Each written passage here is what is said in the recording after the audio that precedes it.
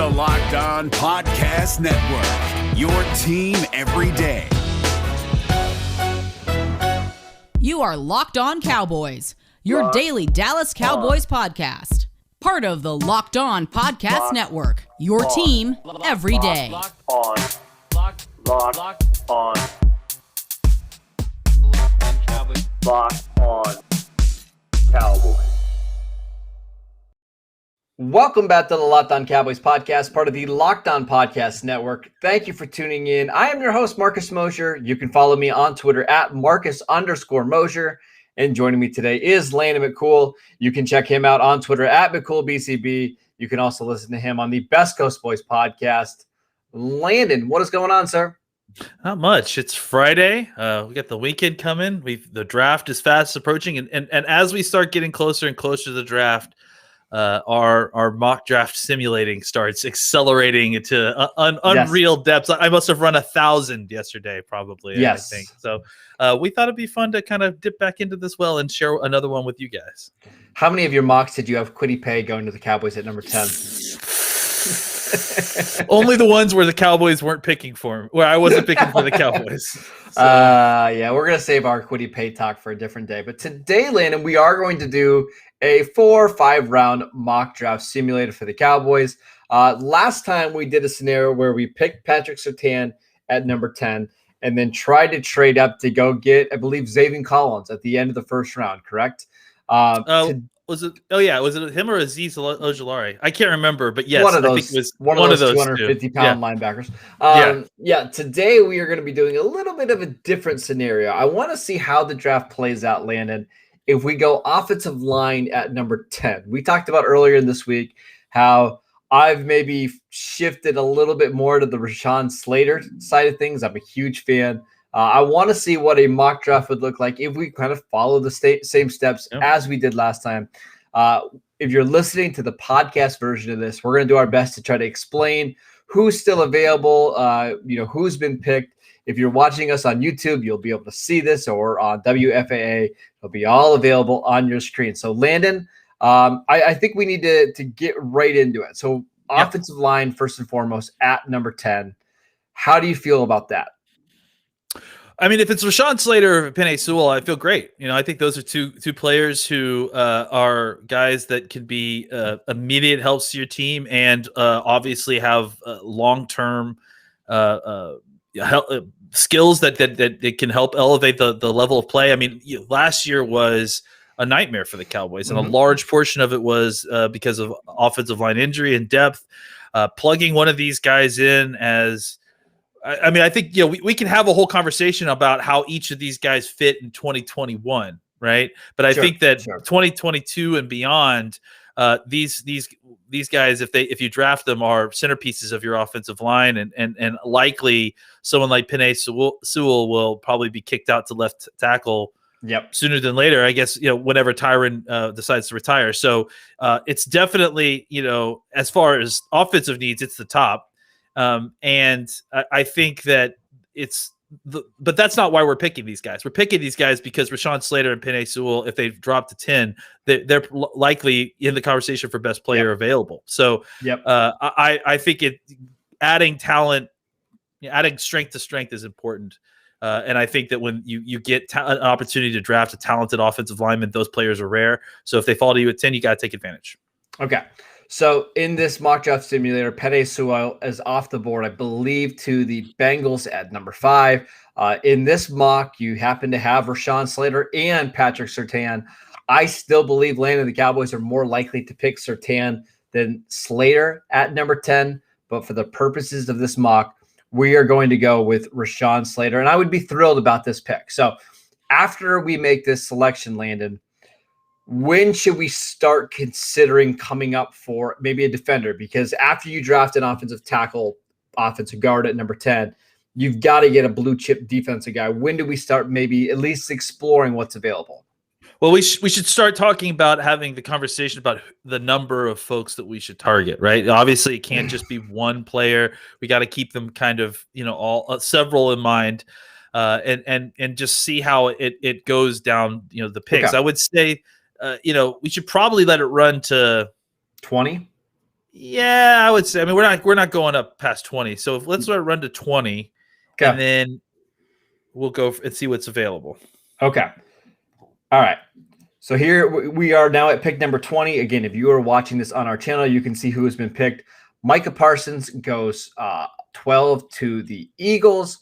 You have some Patrick Surtain going to the Chargers. You've got Kwity Paye going to the Vikings. Caleb Farley going to the New England Patriots at number 15. That is a bit of a surprise, but interesting nonetheless. J.C. Horn going to the Cardinals. And this is what's tough, right? You see all these really good players falling in between where you probably are comfortable trading up. Christian Darrisaw goes 17 to the Raiders. Christian Barmore, 18 to the Dolphins. Jeremiah Owusu-Koramoah goes to the Washington football team at number 19. Sitting at pick 20, you still have guys like Azeez Ojulari, Xavier Collins, Jamin Davis. Corners are getting a little thin, right? Greg Newsome is probably the next corner off the board, or that's available. Are we thinking about trading up, or are we letting this board kind of play out a little bit longer? Well, I've actually heard rumors that the Cowboys have had conversations with the Bears about their pick at 20, but it's not going up to 20. It's down from 20. Yes. Down from 10. So give me a rundown again. Ojulari, Xavier Collins is still on. Jalen Phillips, Trevon Moehrig, Jamin Davis. Corners, I think there's a big drop off after the first, 4 guys. I would say let's run it to like maybe 24. 25, I think, should be our target. All right. Yeah. The Steelers draft at 24, and I think they're going to go running back. So let's go to 25. Okay. Yeah. So we've got. Oh, went one pick too far. Sorry. Simulators is too fast. It's all right. We have Moehrig goes Kyle 20. Trask. Wow. Pittsburgh. Wow, that'd be good. I'd love that. Trevon Moehrig goes to the Bears. We've got Rashad Bateman to the Colts. Gregory Rousseau, 22 to the Titans. Jalen Phillips, 23 to the Jets. Kyle Trask, and then Samuel Cosmi, Cleveland at number 26. Is this again where you're considering moving up, Landon? I think Ojulari is still there, so I would definitely move up for him. Greg Newsome's still there, right? Yes, and I think this is the spot where you need to start trading up, because I think the Browns could go linebacker or corner. The Ravens are always a threat to go corner. They love to load up on defensive backs. We know the Saints are probably going defense. The Packers love to pick defense. The Bills are probably going defense. So if there's a specific corner you want here, you might want to trade up. I don't think Xavier Collins is going to last much longer than this. It's just, do you feel better about going up for Collins or going up for Newsome? I feel better about going up for Ojulari. We can't go up for Azeez Ojulari in every mock. I know. But I would say for the Cowboys, or do you just wait? They really like Xavier Collins. So, I mean, I guess you could. Here's the problem. Yeah. If you don't go up and get a corner now, what's the corner situation going to look like if you wait to 75 and 99? In fact, if you have to give up your first third round pick and your second round pick, you're waiting to 99 to get another outside corner. That seems that's the problem with trading up for Xavier Collins after taking an offensive tackle, right? Is that you don't have the capital to kind of fill in the other spots to make this worth your while. Or do we just wait? I think we should wait. Let's wait a couple picks, and see what happens. We're gonna wait a couple. Let's go to like 30, right? Okay, and that's fine. We'll wait a couple of picks, but before we do that, I want to tell you guys about Bet Online, the fastest and easiest way to bet on all your sports action. Football might be over, but NBA, MLB, and NHL are in full swing. Bet Online even offers awards, TV shows, and reality TV with real-time updated odds and props on almost anything you can imagine. BetOnline has you covered for all the news, scores, and odds. It's the best way to place your bets, and it's free to sign up. Head to the website or use your mobile device to sign up today and receive your 50% welcome bonus on your first deposit. Just make sure you're using that promo code LOCKEDON. BetOnline, your online sportsbook experts. All right, you wanted to stop at 30. We can do that. Here we go. Okay. Oh, and see, Landon, this is where they made our choice for us, didn't they? Azeez Ojulari goes 26 to the Browns. I feel like that's pretty likely. Kadarius Toney, 27 to the Ravens.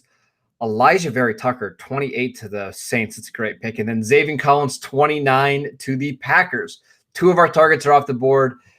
Now the question comes down to Landon. Is it worth giving up multiple picks to go get Greg Newsome? Or do you feel like there's not a big drop-off between Newsome and Tyson Campbell, Eric Stokes, Kelvin Joseph, and Efedi Melifonwu?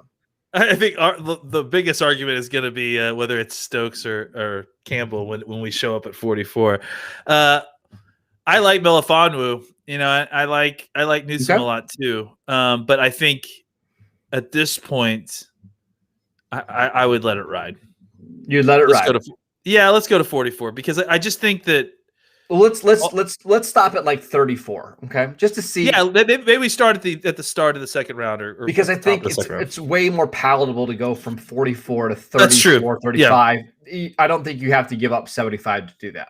And I don't need that 5th-year option necessarily for these guys. So let's go ahead and boom. All right. So here's what we have. Newsome went. Yeah. So did Owe. Joseph Asai goes to Buffalo. Newsome goes to the Kansas City Chiefs. Jason Owa to the Tampa Bay Buccaneers. With this last thing they need is another athletic pass rusher. And then Travis Etienne joining his teammate Trevor Lawrence in Jacksonville. Landon, at this point, I think you just let it ride, right? Yep. You lost Newsome. You lost Zaven Collins. I mean, maybe you're hoping that like a Jamin Davis falls to you, and maybe that makes it a little bit more interesting. But this is almost playing out like the worst case scenario for the Cowboys if you wanted one of those corners. Yeah. This is not great. It's not great, but it's all right. You're going to be okay, and I think that's the point of these simulators. You're still going to like a lot of the talent that's available at 44. And let's let it ride. We've got some interesting picks right here. We've got Rondale Moore going to the Jets. We've got Alex Leatherwood to the Falcons, Terrace Marshall to the Dolphins, Nick Bolton to the Eagles, Carlos Boogie Basham to the Cincinnati Bengals, Pat Freiermuth, Najee Harris, Asante Samuel, Tevin Jenkins, and then Tyson Campbell goes 1 pick ahead of the Dallas Cowboys. That one hurts. All right. So you have your offensive tackle, you have your offensive guard, whatever you want to call Rashawn Slater. You're probably using the next 4 picks in this draft to address your defense. Yeah. This is where it gets interesting, Landon. Do you reach a little bit on a corner, or do you just take the best defensive player that's available and fill a need? That's probably Jamin Davis for most people. Jabril Cox is there. I don't think that's really an option. Richie Grant, Javon Holland, 2 safeties that we both really like. We can go look at corners and see what's available. Let's see what's available at corners. Because Javon Holland or Richie Grant sounds like a very Kelvin Joseph is interesting, but I'm not sure Dallas is going to be willing to gamble on him there. Aaron Robinson from UCF is a little bit shorter arm corner. Yeah, they won't like him. Efeti Melifonwu. He's interesting. And then your guy, Eric Stokes. I think for me, it would be Melifonwu or I'm going to say Holland because I don't think they like Grant. Okay, right? So what if you weigh Holland against Jamin Davis? Do you feel better about the linebackers you can get in the 3rd round or the safety? I think you got to take a secondary guy here, right? Like just because you have so much invested at linebacker, if you're going to invest, you got to get a guy that's better than what you've got. I just think I don't know that I love Jamin Davis a ton more than Melifonwu or Holland. Sure. And I think both of those get more of a position bump. Yeah, right? And that's fine. Not only because of their position, because of the need. So I'm fine with Holland. I think they like Holland quite a bit, and I think they feel good if they have to go into the season with Diggs, Jordan Lewis, and Anthony Brown as their top 3 corners, and then they draft a developmental guy. I think they would be okay with that. Yeah, I would say. In hindsight, by the way, just look at this draft. If you go Surtain at 10, look at these offensive tackles that are sitting there at 44. Yeah, Dylan Radins, and frankly, that's my whole thing too. Is and that Liam Eichenberg. It matches up with where the timing of when these guys need to develop is when you would need them. You know, you don't need them right away necessarily. That's why when we talk about drafting tackles, we're trying to figure out how to fit them on the team for the first year. And so there's something to this a little bit. So all right, I guess we can go Holland. That's fine. Yeah, let's go Holland. Let's just pick Holland there. Okay. I also think Melifon. I mean, Holland, Davis, and Melifonu, all three would be great picks here. I'm fine with Holland because I think he's a day one starter at free safety. Yep. He's fine. All right. So to recap, Rashawn Slater, you probably have a week 1 starting left guard. Connor Williams moves into a reserve role. Maybe you try to flip him before the season starts. Dang it. You fed to Melifonu, we went like 3 picks ago. That's it. It's all right. Yeah. You're not a fan. Is that what it is? No, I'm fine. I'm not going to stress about it. All right. So there's a lot of picks that went between the second and third round. We're not going to recap them all, but let's look at what the cornerback market looks like, Landon. Kelvin Joseph. I'm not sure how realistic that is. Yeah. I saw your eyes just kind of get real big here. Interesting that he's still there for Eric sure. Stokes is still there. And I don't think that's that surprising. I know you do. There's also, I believe, Paulson Adebo from Stanford, who I think the Cowboys may like a little bit. That one's interesting. Again, I don't think Kelvin Joseph is very likely to be there at that point in the draft, but you never know. Any other positions you want to look at here, Landon?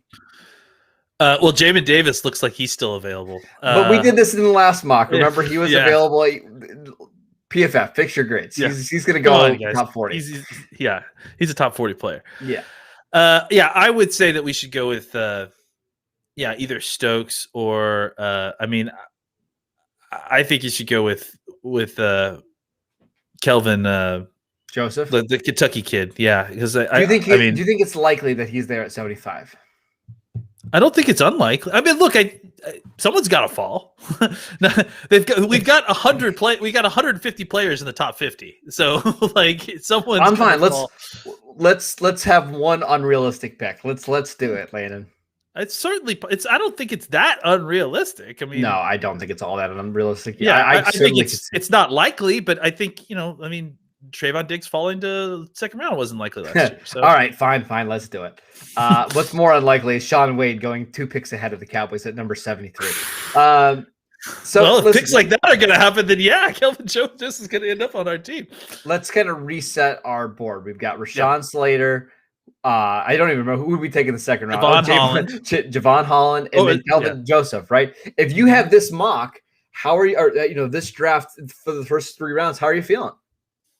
I'm feeling pretty good. I think I'm still a little bit nervous about where the defense is going. But again, let's always remember that there's still free agency on the other side of the draft.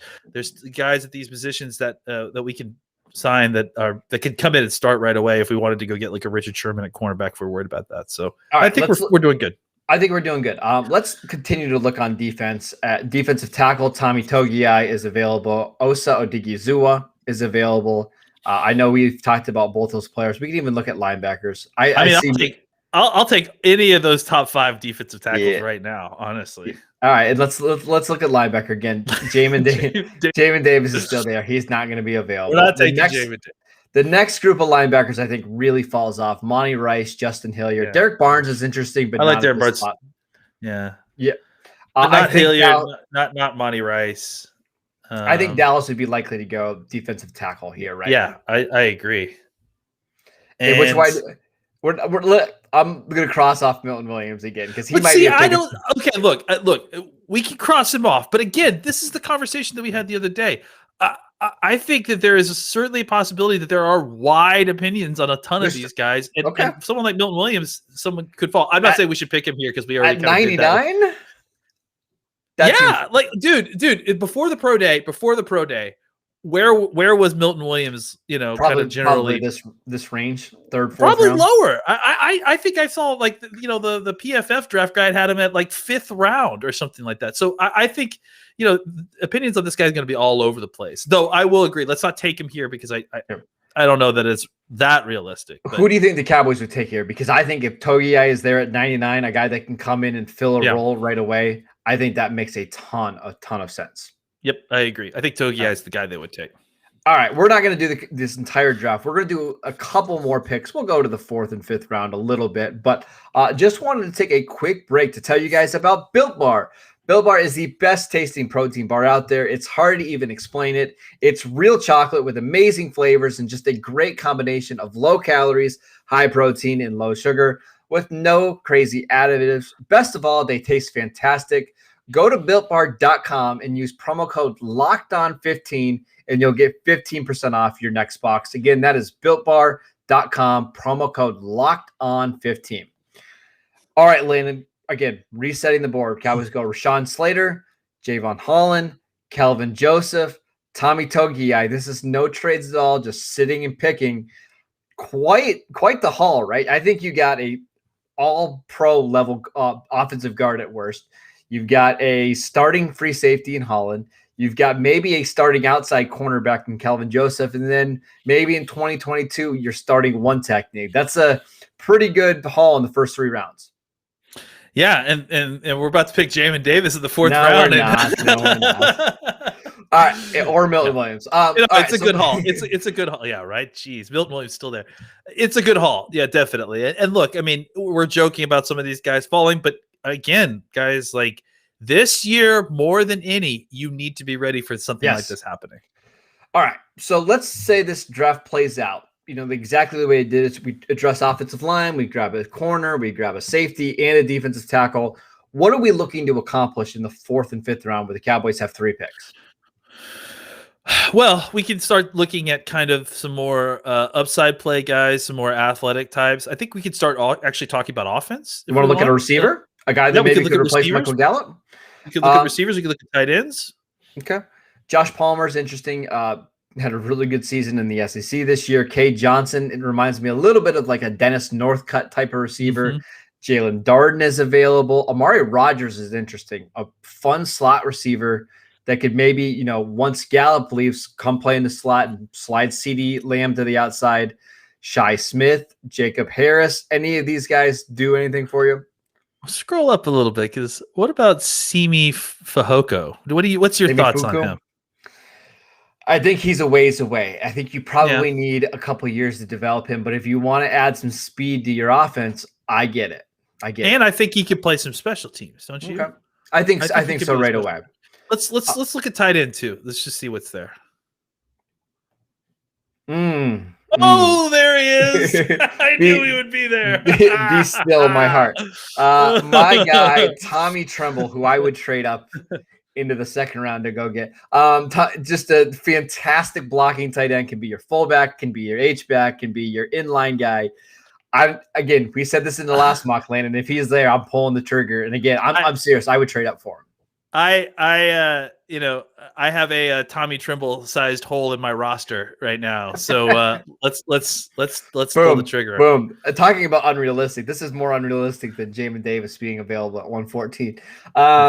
So again, you pick a tight end. I don't think that's all that unrealistic because the Cowboys need some depth, and with Dalton Schultz entering the last year of his contract, Blake Jarwin's injury history, not all that unlikely. Pick 138. Apparently, before this draft, Jamin Davis and Jamar Johnson were in a car together, and both of their legs fell off because I cannot understand how they've fallen this far. I mean, I can understand why Jamar Johnson, he just can't tackle. To a certain degree, but I mean, this is still really far for the one spot we haven't. Yeah, the one spot we haven't talked about is linebacker. It's a spot that the Cowboys need to add some depth to. Again, Barnes still here. I mean, Barnes is a realistic pick here. Yes, at the end of the 4th round. And I think it's a good pick. I like Garrett Wallow a little bit more than other people do, I think. Tackling machine. Yep. Yeah, and just kind of a solid play. I think he'd be a pretty decent special teams player for you.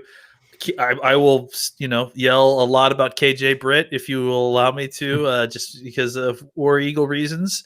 But I think probably watching these guys, Barnes to me seems like at least he's a little bit different type of linebacker than what you've got currently, and he could potentially be a starter down the road. So he's interesting to me. Edge rushers. Jonathan Cooper's pretty interesting. I would probably actually prefer to take Barnes and then scroll down a little bit and then see if I could get Janarius Robinson a little bit further down the line because I really like Janarius Robinson. That's fine. I think the Cowboys are going to address linebacker. I think on day 2 at some point. but I'm fine taking Derek Barnes here. Played really well at the Senior Bowl.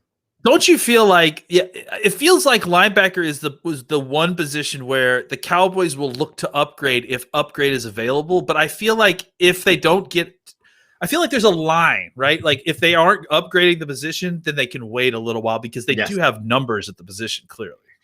Yeah, I think it's one of those spots again where they feel good about the guys they're going in with week 1. It's just long term because Van Resch likely not here next year. Jalen Smith, I would say the same. Keanu Neal's on a 1-year deal. 1-year deal. Yep. So it's interesting. All right. We're at the end of the 5th round. I believe our last pick that we're going to be making here.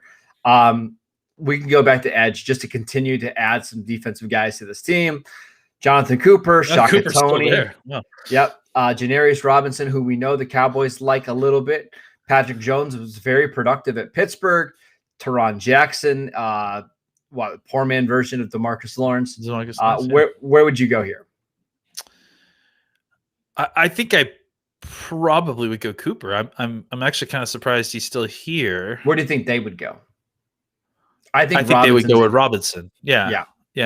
I'm fine with that. You're taking a big athletic guy that's probably going to be redshirted for a year. I'm fine with that. Let's take Robinson. I'm starting to wonder if Florida State just doesn't have a terrible defensive line coach because of all the kind of underdeveloped talent that they had at Florida State on that defensive line that didn't seem to get better over the years. So maybe I can take a guy like Robinson, put him in a pro system for a little while and teach him some more hand usage, and he shines. All right. So we're going to ignore the 6th and 7th round. The simulator is going to continue to go on. But how would you feel about this draft for the Dallas Cowboys? Because again, we haven't done an offensive tackle first mock. I think I would feel good, but not great about it. I think really?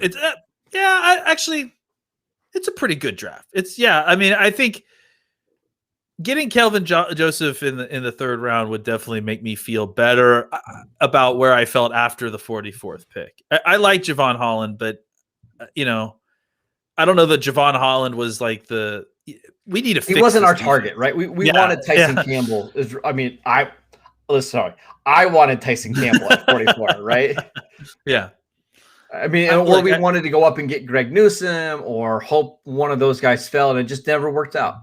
Joseph, to me, feels like the top of that tier that is just outside of the cornerbacks that you feel comfortable plugging in and starting, right? Like I don't feel like confident about plugging in Kelvin Joseph as the starter opposite Diggs next year right away. You know what I'm saying? I feel like that's the same thing with Melifonwu and Paulson Adebo and Eric Stokes. I feel like all 4 of those guys are in the same tier. Like, if I need them to start, that's fine, but I prefer that they don't have to right away.